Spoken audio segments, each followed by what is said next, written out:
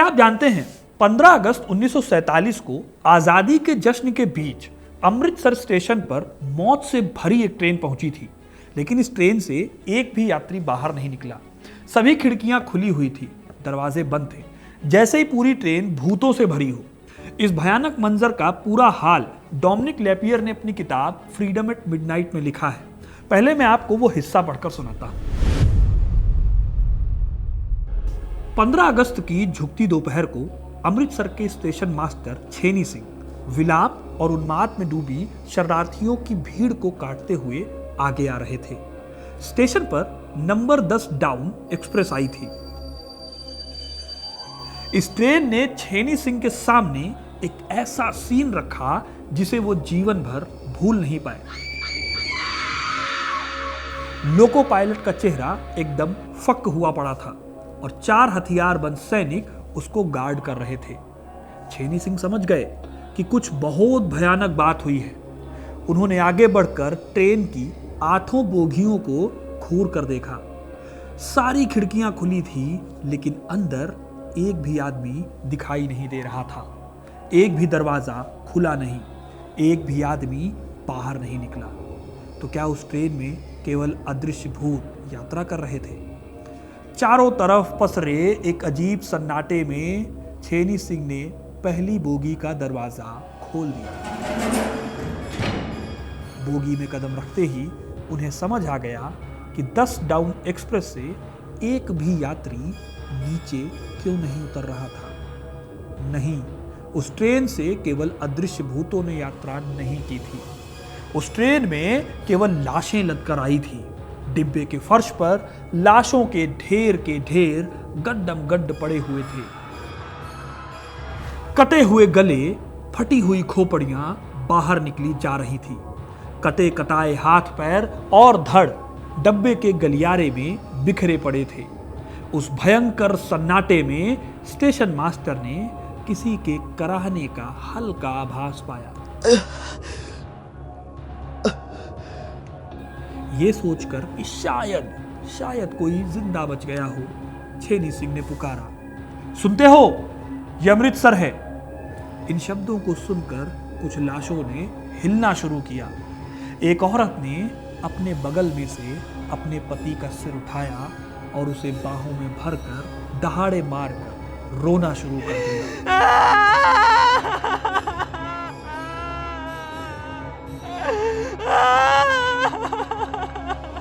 आखिर में छेनी सिंह ट्रेन के पिछले हिस्से की तरफ बढ़े। उधर बड़े बड़े सफेद अक्षरों में हत्यारों की चुनौती का संदेश अंकित था। ये ट्रेन हम नेहरू और पटेल के नाम आजादी की सौगात के बतौर भेज रहे हैं। फ्रीडम एट मिडनाइट की किताब में लिखा हुआ ये सीन वो भयानक मंजर था जिसने पूरे इंडियन सबकॉन्टिनेंट की आत्मा को झकझोर कर रख दिया और आने वाली पीढ़ियों को हमेशा याद दिलाता रहा कि विभाजन सिर्फ जमीन का बंटवारा नहीं था, यह इंसानियत की सबसे बड़ी त्रासदी थी। ये वही कहानी है जिसे हम ट्रेन टू पाकिस्तान के नाम से भी जानते हैं। आज के इस वीडियो में मैं आपको बताऊंगा कि विभाजन के टाइम पर ट्रेनों का रोल क्या था, कैसे लाखों लोगों को ट्रेन की वजह से नई जिंदगी मिली और कैसे इन्हीं ट्रेनों की वजह से हजारों लोगों को अपनी जान गंवानी पड़ी। तो वीडियो को दोस्तों पूरा देखिएगा, क्योंकि अपना इतिहास नहीं जानोगे तो खुद को कैसे पहचानोगे।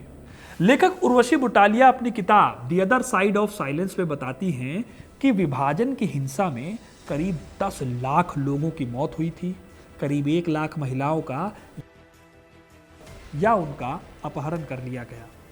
अब आपको हर जगह यह बात सुनने को मिल जाएगी कि विभाजन की नींव बहुत पहले रखी जा चुकी थी। अंग्रेजों की फूट डालो और राज करो की नीति हिंदू मुस्लिम राजनीति की खाई वगैरह वगैरह।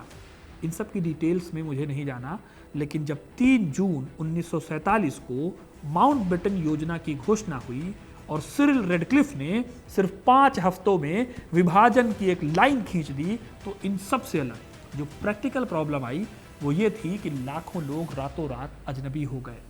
कार, साइकिल, ट्रेन, गधे, खच्चर, बैलगाड़ी, ट्रक, बस, जिसे जो साधन मिला वो उसी से चल पड़ा। जिसे कोई साधन नहीं मिला वो पैदल रवाना हो गया। किसी को अगर जरा सा भी लगता कि कोई जगह सेफ है तो वो उस तरफ चल पड़ते थे। इस टाइम पर ही ट्रेनों ने सबसे बड़ा माध्यम बनकर जन्म लिया। ट्रेनें उस दौर की सबसे बड़ी उम्मीद थी। किसी के पास बैलगाड़ी नहीं थी, कोई पैदल चलने के लायक नहीं था, इसलिए रेल पर लोगों को भरोसा था। लोग मानते थे कि वो ट्रेन से सेफली अपनी जगह से, अपने घरों से नए देश पहुंच जाएंगे या नए घरों में पहुंच जाएंगे। हजारों लोग रोज ट्रेनों से अपने नए देश, अजनबी देश की तरफ पहुंच रहे थे या फिर मौत के घाट तक पहुंच जाते थे। जैसे ही ट्रेन आती, भीड़ उबल पड़ती। कई बार लोग प्लेटफॉर्म से गिर जाते और पहियों के नीचे आ जाते। 1947 की उन गर्मियों में दूर से ट्रेन का नजर आना ही पंजाब के लोगों को एक अजीब दीवानगी से भर देता था। डिब्बों में सामान सहित या सामान के बिना इतने ज्यादा लोग चढ़ जाते थे कि ऐसा लगता था कि उनके वजन के मारे गाड़ी खिसक पाएगी भी या नहीं। कई बार ऐसा लगता कि डिब्बे की दीवारें टूट जाएंगी और लोग भरभरा कर बाहर गिर पड़ेंगे। दरवाजों, खिड़कियों से इतने लोग लटक जाते, छतों पर इतने लोग चढ़ जाते और डिब्बों के बीच की खतरनाक जगहों में भी इतने लोग जा घुसते कि दुखों, आशंकाओं और पसीनों की गंध में डूबी वो ट्रेनें चलती किस तरह से थी, कई लोगों को इसी पर आश्चर्य होता था। सोचिए, अगर आप उस दौर में होते और अपने परिवार को लेकर इस तरह की ट्रेन में बैठते तो क्या आपको नींद भी आती? लेकिन दोस्तों, कुछ ही दिनों में ये ट्रेनें मौत के मंजर में बदल गई। इतिहासकार यास्मीन खान अपनी किताब द ग्रेट पार्टीशन में लिखती हैं कि उस समय ट्रेनें सिर्फ यात्रा का साधन नहीं थी, वो विभाजन की सबसे भयानक कहानियों की गवाह बन गई थी। ये ट्रेनें लाशों से भरी वापस लौटती और उनका नज़ारा देखकर पूरा शहर कांप उठता। जैसे माइग्रेशन करने वाले लोग ट्रेन को देखते ही खुश हो जाते थे, वैसे ही ट्रेनों पर हमला करने वाले भी खुश हो जाते थे। इन ट्रेनों को बीच राह में रुकवाने के इन हमलावरों के कई अलग तरीके थे। लाइनों पर कोई रोड़ा रख देना, ड्राइवर को पहले से ही डरा धमका कर या फुसला कर रखना ताकि खुद वही अपनी ट्रेन को किसी खास जगह पर रोक दे।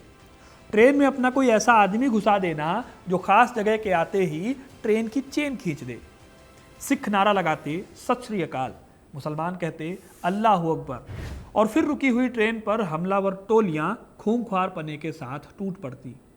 ऐसा नहीं है कि इन ट्रेनों को गार्ड करने वाले सैनिक नहीं थे, लेकिन ऐसी कई घटनाएं दर्ज हुई जिसमें मुसलमान सैनिक मुसलमानों के हमलों को नहीं रोक पा रहे थे और वहीं हिंदू सैनिक भी हिंदुओं की तलवारों का विरोध नहीं कर पा रहे थे।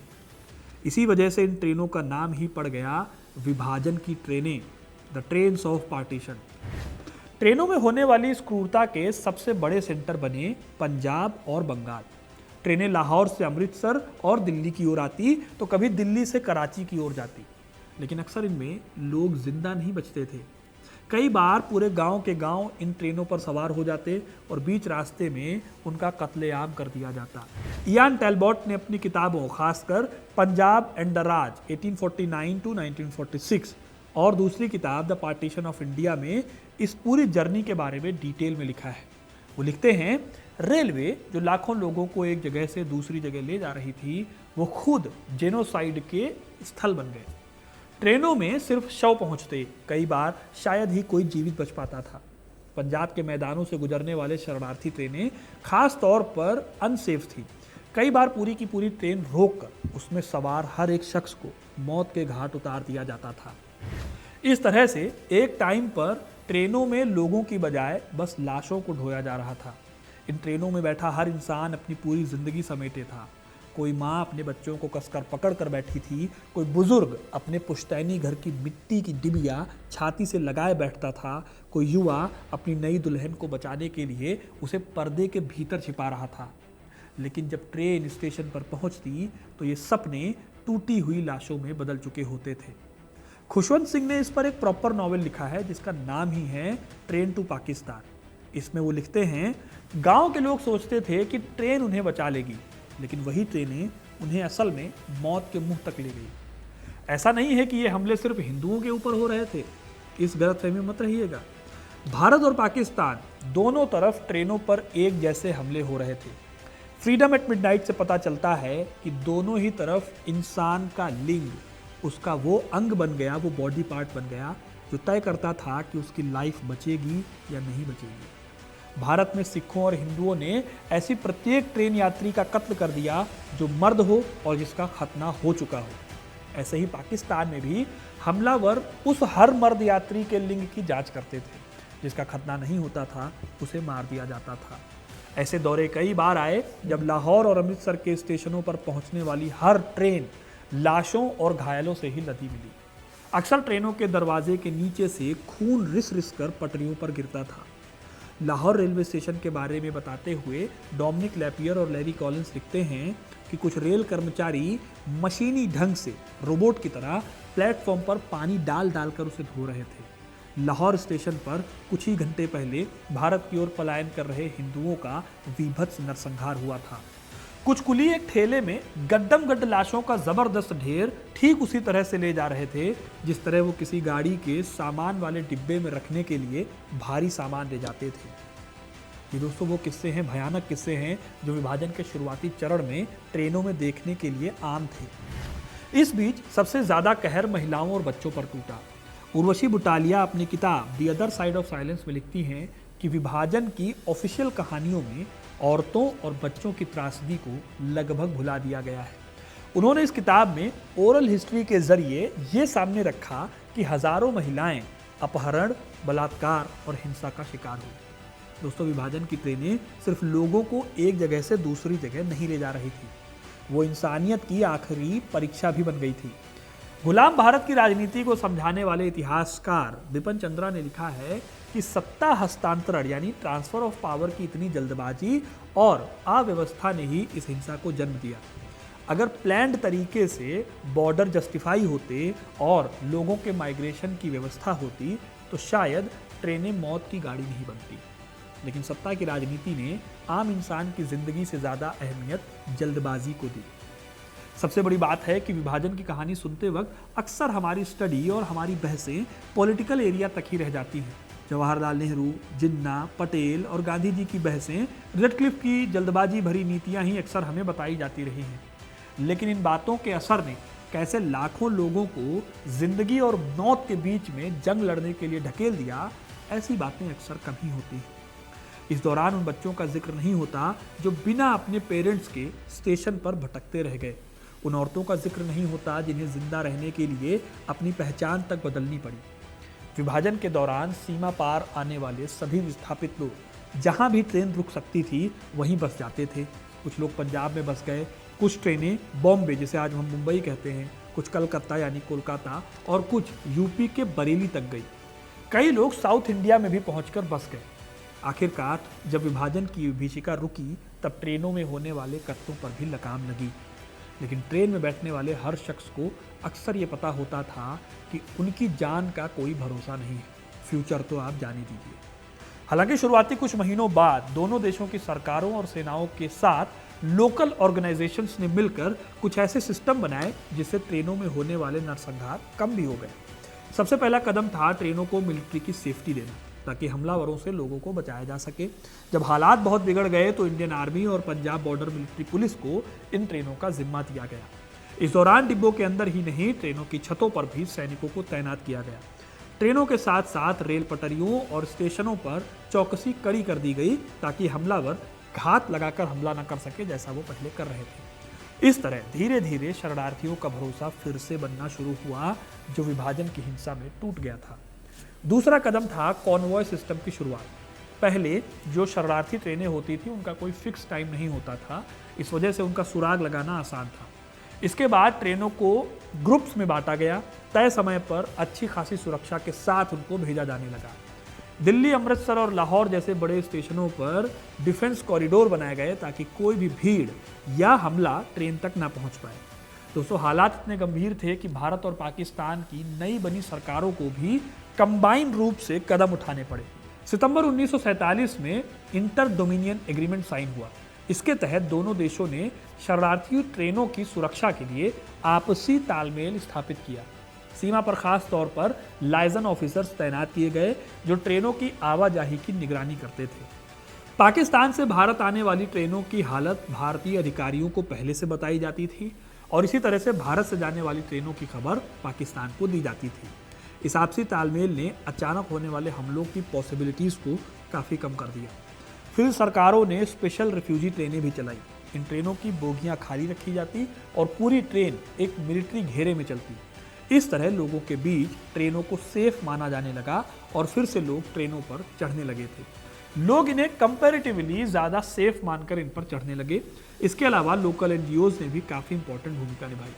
स्टेशनों पर रिफ्यूजी कैंप लगाए गए, मेडिकल सहायता केंद्र बनाए गए, स्वयंसेवी संगठन जैसे कि खालसा राहत कमेटी, गांधी सेवा संघ और आरएसएस ने शरणार्थियों को खाना, पानी और दवा उपलब्ध कराई। कई जगहों पर धार्मिक नेताओं ने भीड़ को शांति का संदेश दिया, जिससे हिंसा को काबू करने में मदद मिली। इस तरह विभाजन के शुरुआती महीनों में ट्रेनें मौत का जो पर्याय बन चुकी थी, लेकिन बाद में मिलिट्री स्कॉट, कॉन्वॉय सिस्टम और भारत पाकिस्तान के कंबाइंड कंट्रोल के चलते, खासतौर पर शरणार्थी ट्रेनों और लोकल संगठनों की मदद से हालात धीरे धीरे संभलने लगे। इन्हीं उपायों के कारण लाखों शरणार्थियों का सुरक्षित पलायन संभव हुआ। आज़ादी हमने पाई, लेकिन इसकी कीमत कितनी भयानक थी। जब भी हम आज़ादी की बात करें तो उन ट्रेनों को याद करना भी ज़रूरी है। अब आप क्या सोचते हैं, क्या इस लेवल पर जो हिंसा हुई उसे टाला जा सकता था? कमेंट में अपनी राय ज़रूर बताइएगा। वीडियो अगर पसंद आया है तो इसे लाइक और शेयर करें, और ऐसी इंटरेस्टिंग कहानियों के लिए, इतिहास से जुड़े रहने के लिए हिस्ट्री कनेक्ट को सब्सक्राइब ज़रूर करें। धन्यवाद।